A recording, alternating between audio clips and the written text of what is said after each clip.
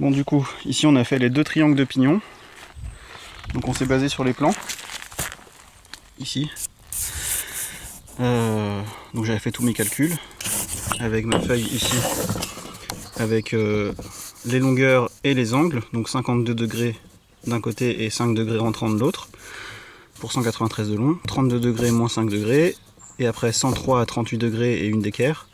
64, 89, 42, 17,5. Donc ça c'est que à 38 degrés. Et après deux coupes à 57 degrés. À 71 de long et 43 de long. Donc ils correspondent toutes à ma fiche de débit.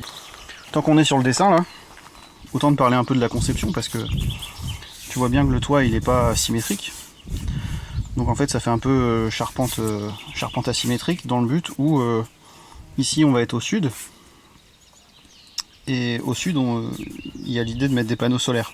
Donc on a fait en sorte que la pente du toit soit le plus proche possible d'un réglage optimum pour avoir du soleil toute l'année qui tape dessus.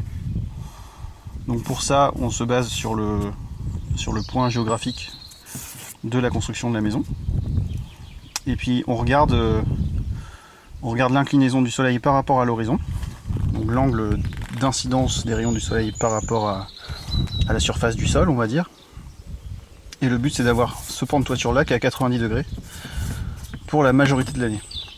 Ça veut dire qu'en été, avoir beaucoup de soleil et avoir l'angle idéal en été, c'est pas intéressant pour nous, puisque de toute façon il y a beaucoup de soleil. Donc l'idée c'est d'avoir en mi-saison, donc du coup c'est pas au solstice, à l'équinoxe, d'avoir l'angle qui est à 90 degrés de ta toiture, l'angle du soleil. Donc voilà pour la petite raison de ça.